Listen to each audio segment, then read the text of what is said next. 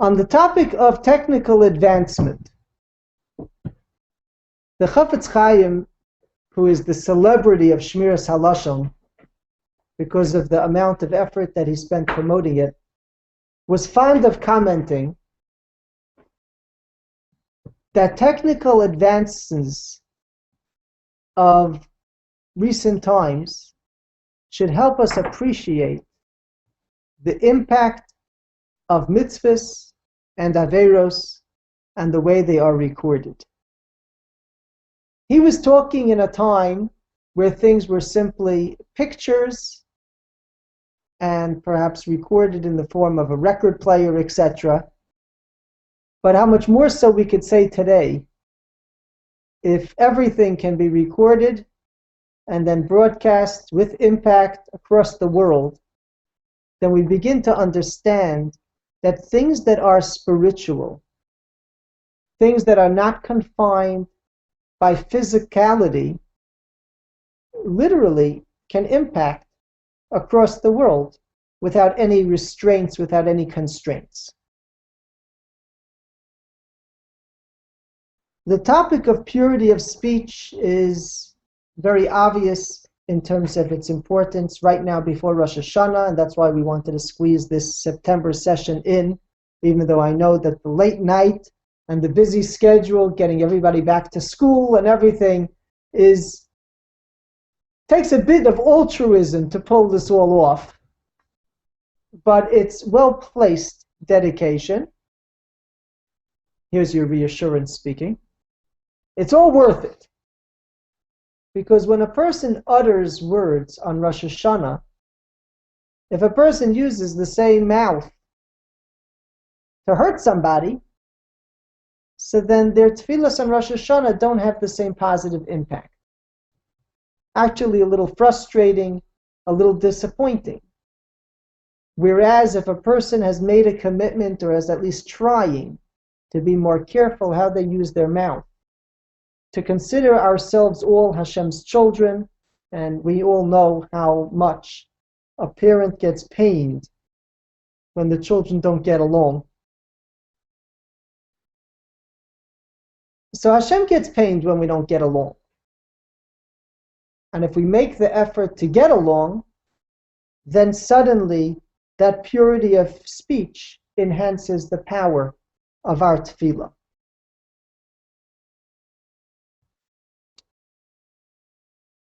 One of the focuses that we have in the Shmiras Halashon, and we're going to try to keep that focus throughout the coming year, can be illustrated by a very beautiful mashal.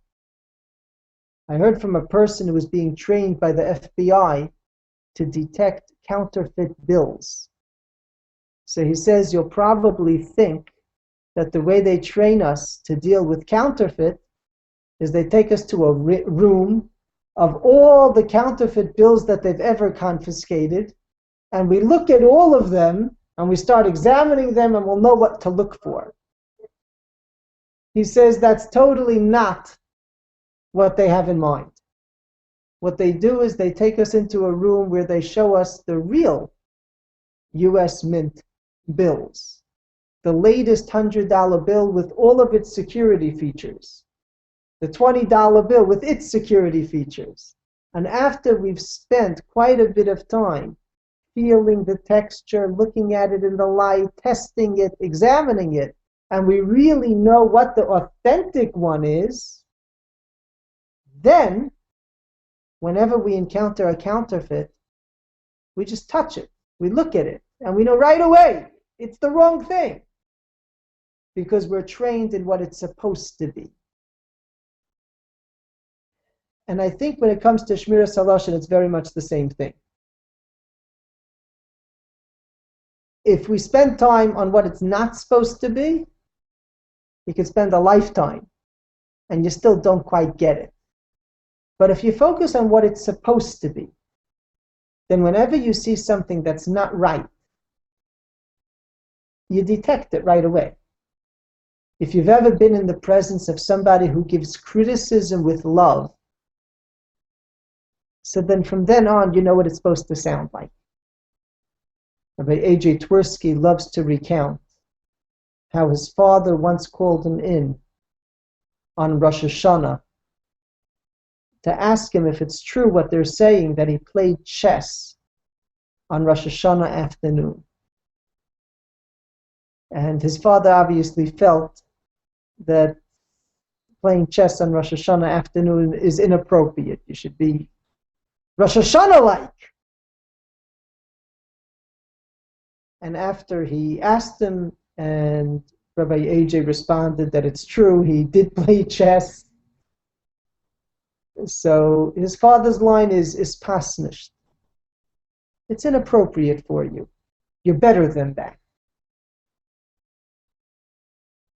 A person who gives rebuke out of love uses even Lashon Hara. Sometimes you have to say something, but you say it in such a delicate way, a sensitive way, shidduch information, etc. If you trained to say it correctly, then we don't have to spend so much time on the negative. You just spend time on the positive, and everything else just, you realize that it doesn't match up to the beauty of a person who's doing it correctly. It's in every field. You watch an artisan who knows what he's doing, and then some years later you might have a craftsman working in your house who doesn't know what they're doing, and you can just tell. And we're looking to be proficient, accurate, and clear about how things are supposed to be handled, even in delicate situations. Now, the section that I chose for this evening in Mesilas Yesharim is Perek Tes Zayin, chapter 16, which is the second half of the book. It's called Midas HaTahara, the trait of purity. And what the Mesilas Yesharim is discussing is how a person arrives not just at being clean and righteous, but being extremely precise in everything that they do, to the point that they are pure. Now, we know that the human being functions on many different dimensions. In Kabbalah, we always talk about nefesh, ruach, and neshama, the body, the spirit and emotion, and the intellect. And a person on different levels invests in anything that they do. We have an expression of a person who davens by rote, for example. They know the words, they push autopilot in the beginning, and then after half hour, 45 minutes, they land, but their heart's not in it. Their intellect is not in it. It's a million miles away. They joke about a certain Rosh Hashiva who wanted to make the point. So when one of his students finished davening, he walks over to him and says, "Shalom Aleichem, welcome to town." So the young man says, "I've been here the whole time. What do you mean?" He says, "Oh no, you've been millions miles away. And now when you come back, I want to welcome you back. You've been to Hawaii, you've been to Israel. Where were you in the last 10 minutes?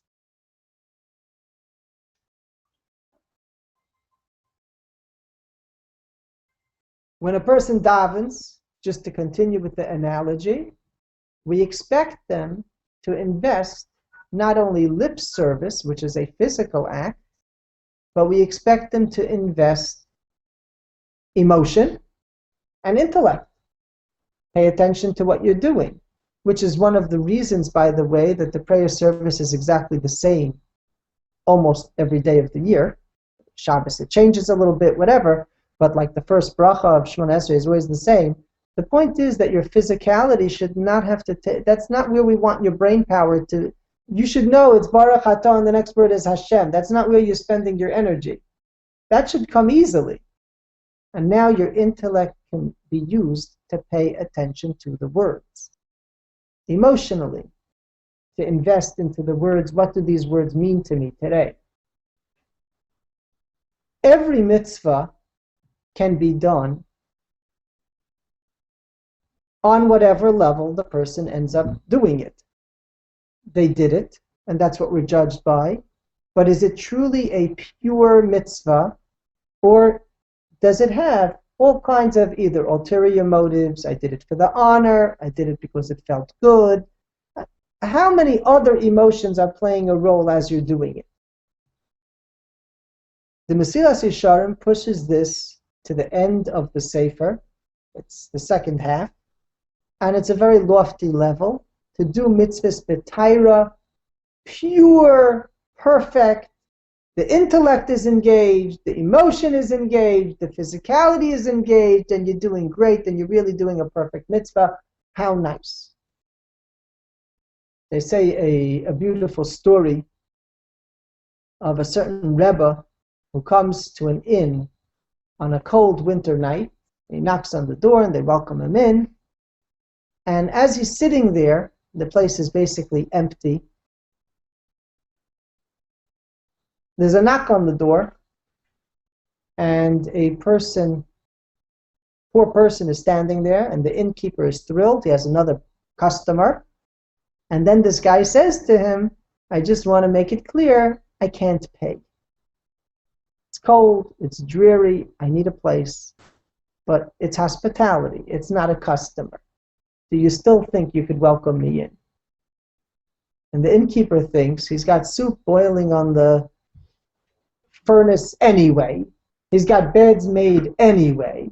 What's he going to do? It's a stormy night. He might as well invite this Jew in. What should he do? So he invites him in, not paying. Okay? He sits him down. He feeds him nicely, shows him his room. Everything's good. After the guy finishes his meal, he says to the innkeeper, you've been so nice. You're really an amazing host. Do you mind? Could you give me a drink of schnapps? I'm still cold. I'm chilled. Can you give me a drink of schnapps? So the innkeeper gives a little bit of a sigh and says, yeah, I can give you a drink of schnapps. So he walks to the back, and the Rebbe is watching this whole thing unfold, and so far he's been very impressed with this innkeeper, a non-paying customer. He's treating this guy pretty good. And the innkeeper goes to this keg, and he pours out a schnapps glass, and he looks at it, and for some reason he's very dissatisfied with it, and he pours it on the ground. And he goes back to the keg, and he pours another one, and again he looks at it, and he's very disappointed, and he pours it on the ground. And the third time he pours it, he's satisfied, he brings it to this poor man, and he gives it to him, gives him his schnapps. So after the poor man goes to sleep, the Rebbe goes over to the innkeeper and says, what you did was amazing. To invite a non-paying customer in, you must be so depressed that there's no business, and you invited him in, and you really cared for him, and you gave him with a smile, and I'm very impressed. But I'm very confused about the schnapps. Why did you take schnapps good and you put it on the floor? What's going on with you? And the innkeeper says, I realized that the schnapps was really a challenge for me. To give him a bed, it doesn't cost me anything. It's a little inconvenience, but basically it might as well. The food, there are no customers anyway. It's sitting there boiling on the stove. What am I going to do? But the schnapps will last until the storm is gone. And the schnapps I can save for a paying customer. Why in the world would I give this guy schnapps? And then I thought, he's a poor man. It's a cold night. He's cold. This is my opportunity to do real mitzvah, real hachnasas orchim. So I'm going to do it. He asked me, I'm going to do it. So I went to the schnapps, and I poured the first one. And I was a little bitter about it. I didn't really want to give him a free thing of schnapps. It's a costly drink, and I can make a lot of money on this. And I realized that it was an imperfect mitzvah. And if I'm doing it anyway, I don't want to do an imperfect mitzvah. And that first cup that I poured with misgivings, I discarded. And the second time I was still resentful. And that's not the way a yid does a mitzvah. And I dumped it. And the third one, I finally reconciled. I was able to do the mitzvah with joy the way Avraham Avinu must have done achnos hasarchel. And then I was satisfied, and I gave him the drink. That's an example of Tahara. For the mitzvah to be so pure that there's no room for anything else in there. This is, I guess, considered an extra, an enhancement by other mitzvahs. By Shmiras HaLashon, it's imperative. Why? Because someone asks you your opinion about somebody. And if you still have all kinds of baggage that's still sitting around about the interaction that you had with the person, etc., and you haven't come to terms or peace or figured out how you're going to handle it, so then, again, without critique, I'm not looking to make anybody feel hopeless about this, but it remains a problem that needs to be addressed. This is not just about Tahara, about making kiddush or giving someone schnapps with all the right intentions. This is the very essence of whether you answered that shidduch or business or education question professionally and correctly, or they're not going to check the shidduch any further because they know that you have problems with them. They're not going to bother with the partnership. It's yes and no. You're sitting literally on the fence. This is not scoring 75 or 85% or 95% on a mitzvah, and it's not the perfect mitzvah, but still a nice mitzvah. The results are right there in front of you. Either they're going to take your advice or they're not going to take your advice. And the fact that you yourself know that you're not giving clean information, you're giving it with a little harshness in your voice or something like that, that element of lacking Tahara could have a very, very practical impact. Again, I'm not looking to make anyone feel hopeless. We're human, we do our best. But it's an endeavor worth embarking on. That if someone asks you about somebody that you're very unsure how you're going to react because you know you had an incident, you might say, nice family, I apologize, I'm a little busy now, can we talk this evening? And just buy yourself some time so that you could try to answer the questions b'Tahara, because it'll make a very real difference. Let's take a look at the way the Mesilas Yesharim presents the topic. HaTahara hu tikun halev v'hamachshavos. Tahara is to fix the heart and the mind to be focused correctly. V'zeh lashon mitzanua etzel David. This was the prayer that David expressed. Leiv tahar bara li Elokim. A pure heart may Hashem create for me. You might ask, how can you daven for a pure heart for Hashem to create? Isn't free choice up to us? But the answer, of course, is that Hashem says, you can't overcome the Yetzer Hara without my help, and part of your free choice is to ask Hashem for help. And in that way, Hashem does help us. He doesn't force us, but if you ask Him for His help, He's willing to help. The inyana and the concept of Tahara is shalo yaneach adam makom layetzer b'maisav. A person should not allow any entry to the Yetzer Hara in his actions.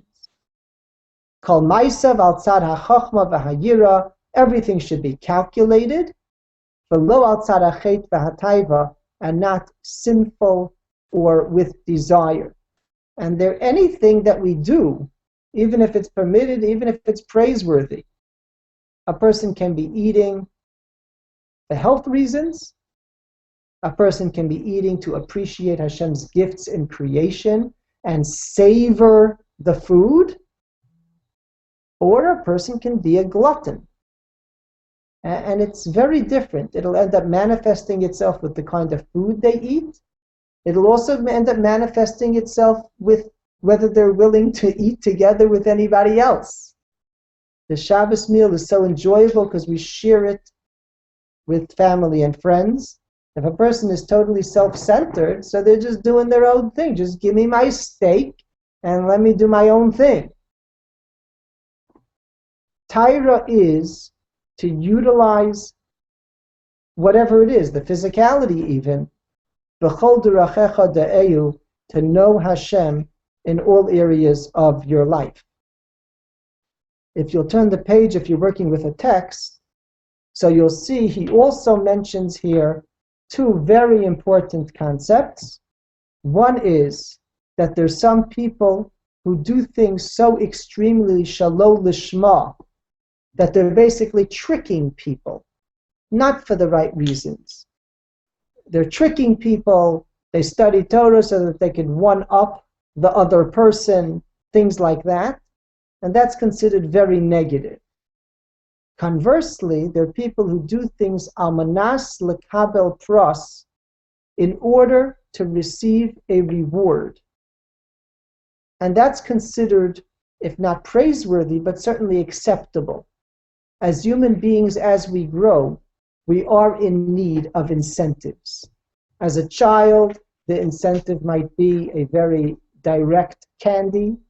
As the child grows older, they might be able to get tickets which lead to a prize in the future, and they're able to wait for their prize. And as we get older, we might be able to really wait for the prize, or actually value intrinsically the value of the thing that we're doing in and of itself. So that all has to do with how mature the person is. But if the person does need an incentive, that's recognized as a human type of need. And the words of the Gemara are, La'olam yasok adam b'torah v'mitzvahs afilu shelo lishma. A person should toil in Torah and mitzvahs even not for the right reasons, meaning incentives. He's really going for the bike. But if he's going to learn the Chumash or the Gemara in order to get the bike, so good. As long as he learned the Chumash and the Gemara, what's the difference? You get people to do all kinds of mitzvahs with creativity. Mitoch shelo lishma ba lishma. Through training yourself with the incentives, eventually you will come to do the mitzvah for the right reason, to appreciate. That's really the entire education system. We sit there with tests and quizzes. Eventually, we hope that the person should love learning to the point that they're willing to pick up a book or read an intelligent article simply for the intellect, for furthering themselves, for developing their own personality, for developing their mitzvahs, etc. That entire development is what we hope for. But along the way, it's fine if a person needs incentives, but we do need to recognize that that's still not Tahara. That's not the absolute purity that the mitzvah can eventually achieve. I'd like to pause here for questions on Mesilas Yesharim, on the part that we did, and then I'd like to do a section of Chafetz Chaim to review some laws on a very practical level. So we can go, those who are here in person are welcome to ask, and we will turn as well to our techies. You're not insulted, are you? If there are any questions that came in. There was a question of where exactly in Mesilas Yesharim you're reading from. The beginning of chapter Tes Zayin, chapter 16. I purposely started from the beginning of a chapter. In the edition that I have, it was page 202 and 204, but I purposely did it by chapter number because I know some people have different editions.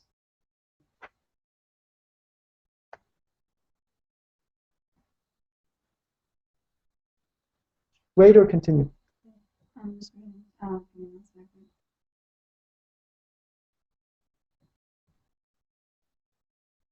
Anyone local?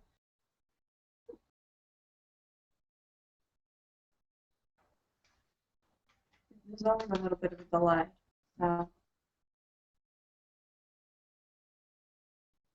So he's saying that anything that is not for sake of heaven is not appropriate, is not pure, is not Well, 100% pure. let's be careful. You haven't arrived at your full potential in the view of Rav Litzato. He's telling you you could still do better. Now, if this is going to get someone depressed, then it's self-defeating. That's not the point. The point is to say you're doing great. You might be.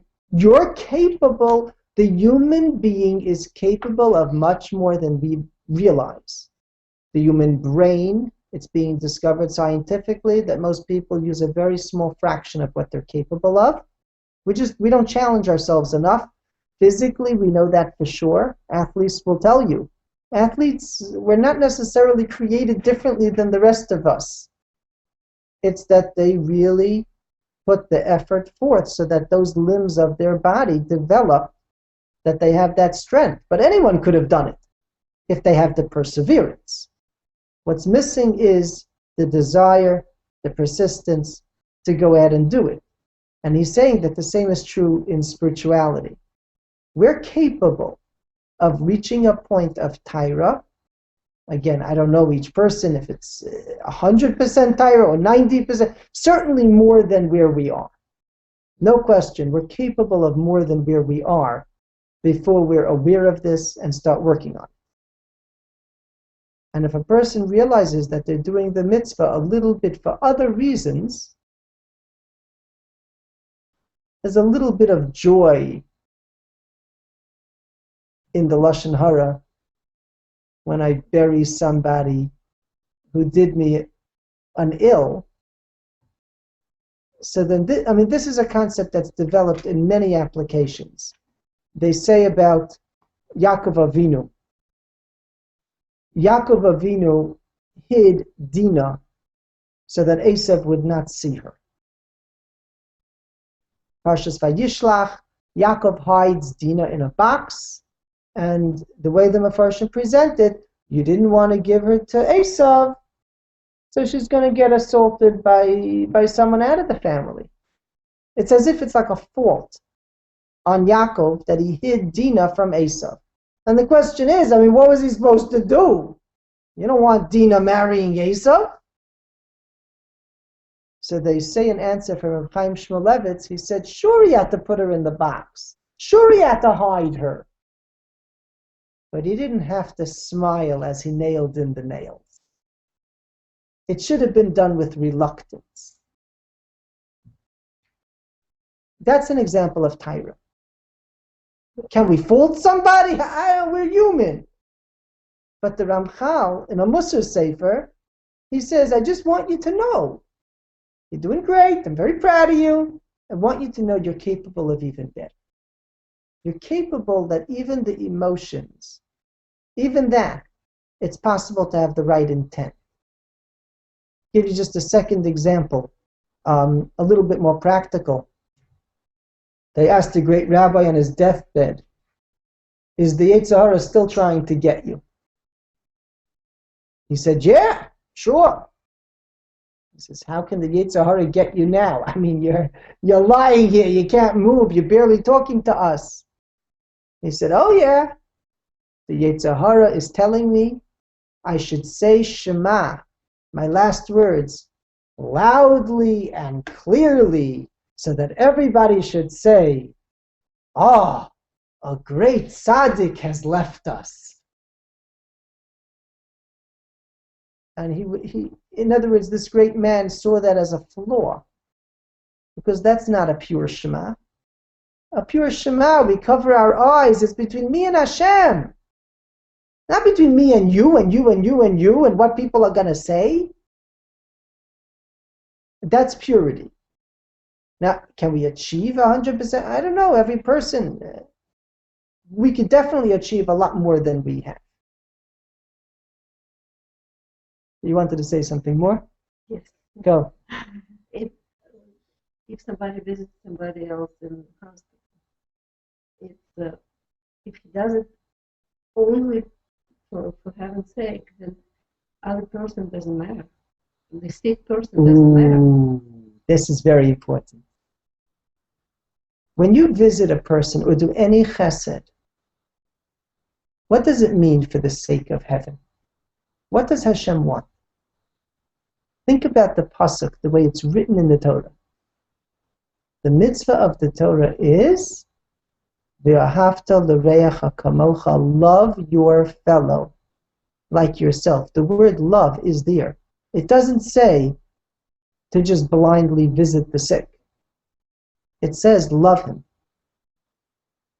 So if you bring yourself to the emotion of I enjoy spending time with you because I like you and I see you're confined to the bed and I like you, that's the real mitzvah. The real mitzvah is to like them. And if you're deriving pleasure from the friendship, that's the mitzvah. The contrast would be, I don't like the person, but I'm just going to go through the motions. Now, in certain circumstances, that might be the right thing to do because the poor person needs visitors and what should I do, and do it with a smile, but you don't really feel engaged. But that's not, the real mitzvah is to actually arrive at love for the person. It reminds me of a very cute story. Rav Pam used to say that, I don't know if it really happened, he wanted to bring out a point, but he says, a guy is having shalom bayis issues.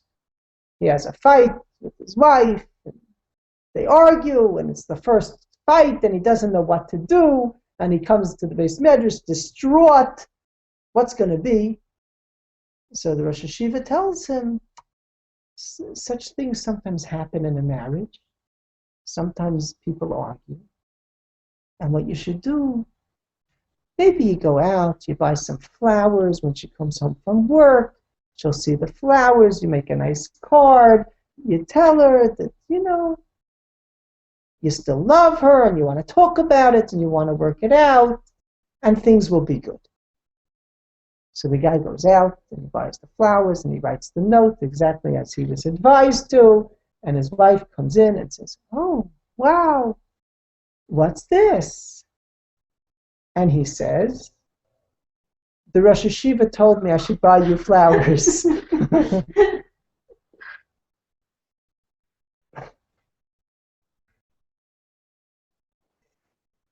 She's hoping for what the mitzvah was, V'ahavta l'reacha kamocha, that you love me. And he's obedient soldier. So that, right.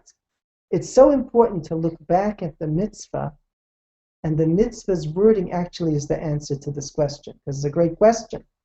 Where does that leave us when we try to be nice to friends?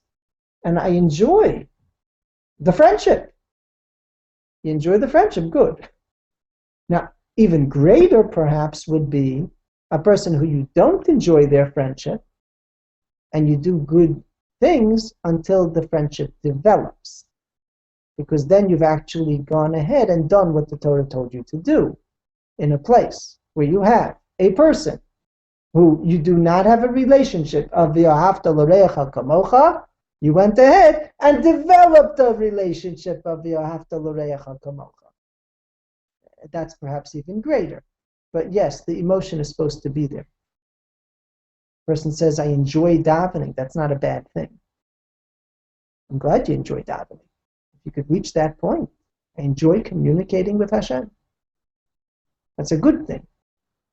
So it's always important to know what's considered Tahara of any specific mitzvah. But that's not to be confused. That's true. There is another aspect in Yadus, which we always talk about, that I do the mitzvah even if I'm not in the mood. I may not be in the mood of Shabbos, of Kiddush, of Kashrus. I'm hungry. I'd rather be able to bend the rule. This is inconvenient. And I'm still going to observe it. That's true. But as the person grows, they reach a level of Tahara where, even if it's difficult, they're actually enjoying the difficulty because it's a higher level of affirming my priorities.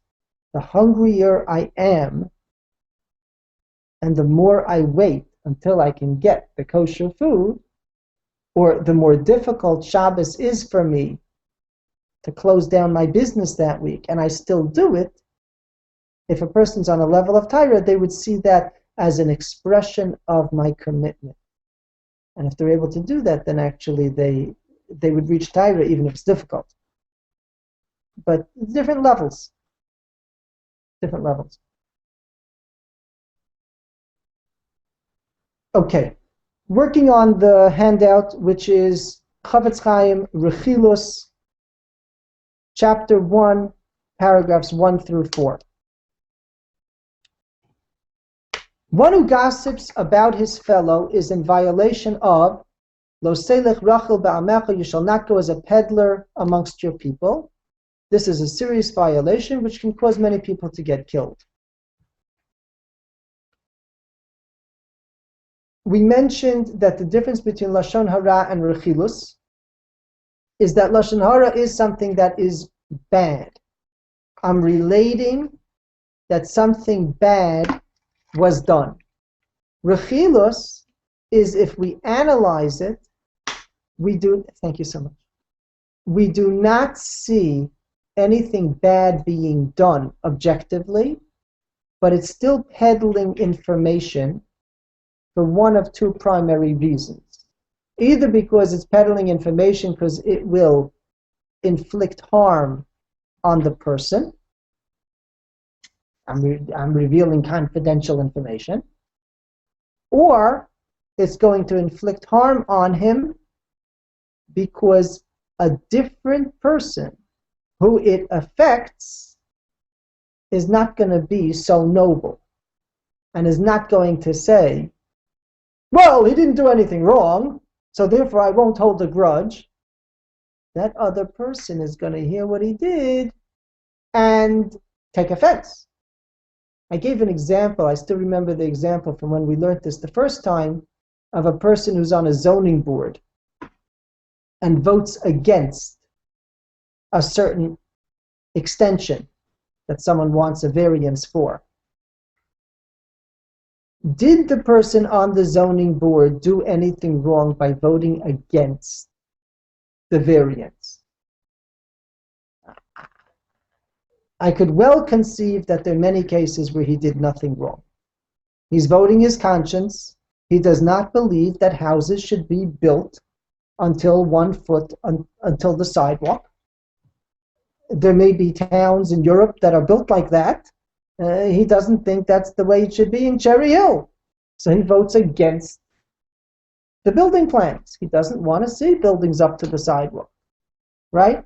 But the person who requested the variance, if he knows that that person, who he thought was his best friend, voted against him on the committee, he's going to take offense. He's going to be angry about it. It's not Lashon Hara to relate what happened in that meeting, because that committee member didn't do anything wrong. Lashon Hara is to relate truthfully, but someone did something wrong. Over here, no one did anything wrong. But it's rechilus. It's peddling information that will do damage, that will cause harm, that will cause hurt. And that's what this prohibition is, to relate information. And the Chavetz Chaim says people get killed from that. That was the story of Doeg with the city of Nov. He related that they helped David, who was fleeing from Shaul being the king, and Shaul gets angry. Now, There was no Lashon Hara there. Even though Shaul thinks it's maybe the wrong thing, whatever. I mean, they knew David as the general of the Jewish army. They knew David as the son-in-law of the king. They never thought that they were doing anything wrong by helping David. It's not really Lashon Hara, but it's Rechilus. Because to Shaul, from his perspective, this was painful and deadly information. Yeah. The meeting of the zoning board, is it okay to, if the person finds out who is at the meeting? You'll have to apply it in a practical sense. There are certain things in our society based on the spirit of democracy that are open and are expected to be open, and the way your congressman votes on any particular issue, because of democracy and answerability, it may be public information. If it is public information, I don't think it's Rechilus. But if it's a closed-door meeting, and it's intended as such to protect people to vote their conscience without losing friends, so then to relate what happened at that meeting, I don't believe it's Lashon Hara. We're not really accusing that person of ill intent. He may still be your best friend, but he thinks you're making a big mistake. That's not within the decor of the community. And he's voting against you, so then that's Rechilus to relate that. He didn't do anything wrong, but it's still going to be very damaging.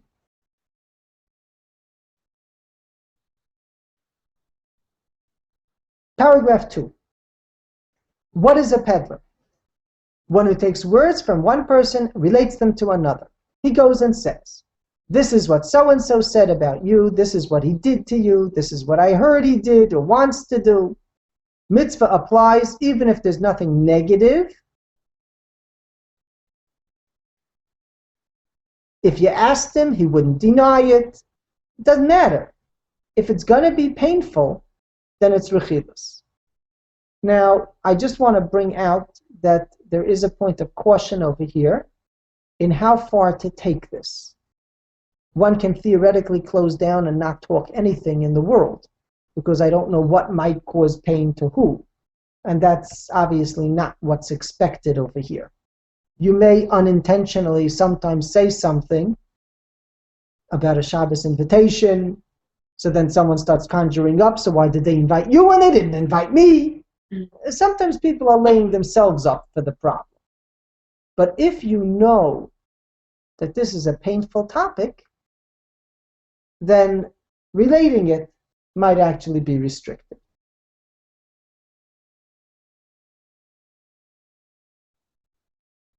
Three, Rechilus applies even if the person relating the information has no intent to cause hatred. For example, Shimon is rebuking Reuven on what Reuven said about him. Reuven defends himself by saying, what are you blaming me? Yehuda said the same thing about you. Well, that may take the blame off you, but if that's going to increase the blame on Yehuda, you might be restricted in saying that. You have to think good and hard and figure out if you're solving something by relating this information, or the person's not in the mood of reasoning, and adding to the dynamic is not going to help. And sometimes it's a judgment call.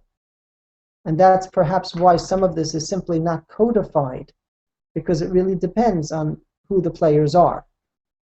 Number 4, in other words, the principles are codified, but the actual case, it's not as simple as milchik spoon into fleishik soup. The mitzvah of Rechilus is even if it's totally true. Certainly if the people were friends, it's a wickedness to relate the hurtful information. Even if they're not friends, when the person hears that someone spoke badly about the other and relates it, it would also be considered Rechilus. Questions? So when it comes to the peddler, what if you're the person in this position and person is telling you so and so said whatever they said about you. What are you supposed to do with that? Just walk away? So it really depends who you're working with. And there are a lot of factors.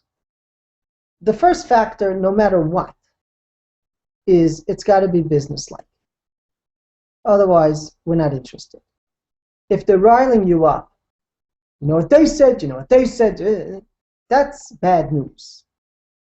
I remember an incident when I was growing up in Muncie where a guy saw a fallout between the rabbi and one of the congregants, and he claimed he was going to be the mediator, and he went back and forth relating every nasty word that was said by either. Now, if it's not businesslike with a very constructive purpose, then there's no question it has to stop. It's not going to help you, and it's got to stop. And you say, you know, my dear Sarah, my dear friend, you know, this doesn't work for me. They want to speak behind my back. Just telling me there's an expression. Someone gave me a book of great sayings. And, you know, let's say it this way. Some of the sayings are greater than others.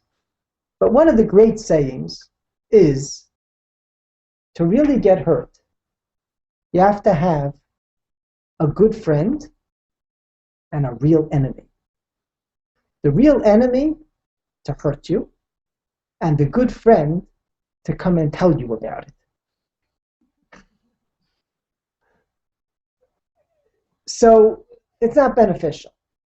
On the other hand, there are cases where you may feel that you are being perpetually hurt in a certain way and you need to know about it. And there is an expression, if the person is telling you, I don't know if they realize it's constructive or not, and how, but there is a concept called kavdeu v'chashteu.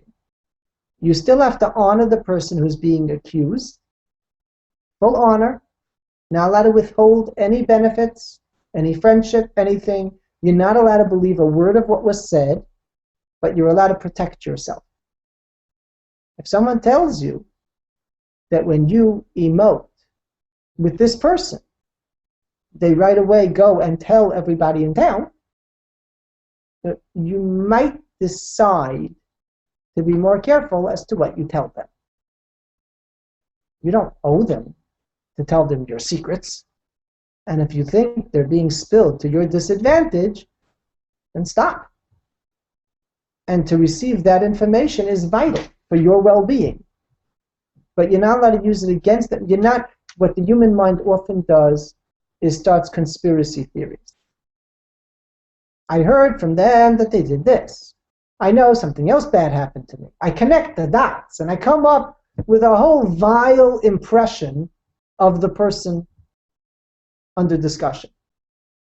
And that's totally against everything we're learning. Sometimes you do have to collect information. You have to hear information. It happens. But it has to be businesslike. And we mentioned on many occasions, if you need a paradigm, it's not a halachic paradigm, but it's a certain starting to appreciate this concept is the way therapists or teachers talk about a student. Obviously, sometimes it's real sick and it's wrong and they're personally offended.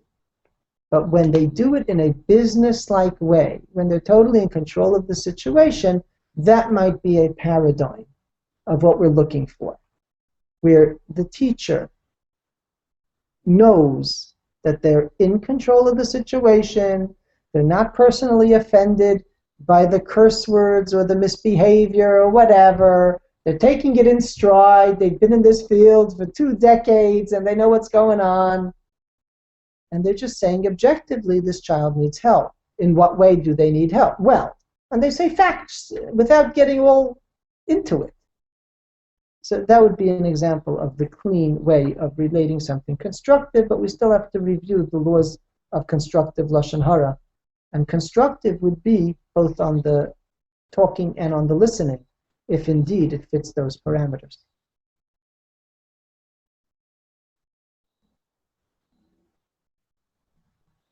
The people in media land have to let their voice be heard at least once. The comments were, she misses all of us, and she wanted to know who was here tonight, and it means a lot to see Ina's house and to see and hear Rabbi Ryan live. That was Steve. Yes. The other two I haven't heard from, so, And after checking emails. so we're not sure if they're on tonight or not. Okay. But Cindy managed to work it out with the comments so that at least We know, I know- okay. we know she's here.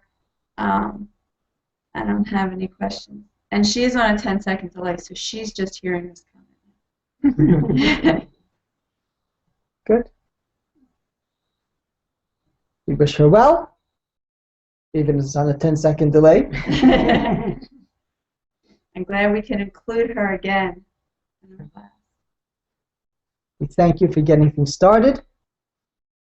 And Be'ezus Hashem, we should all have bracha hatzlacha and ksiva v'chasima tova. Yeah. Some people like to ask questions offline.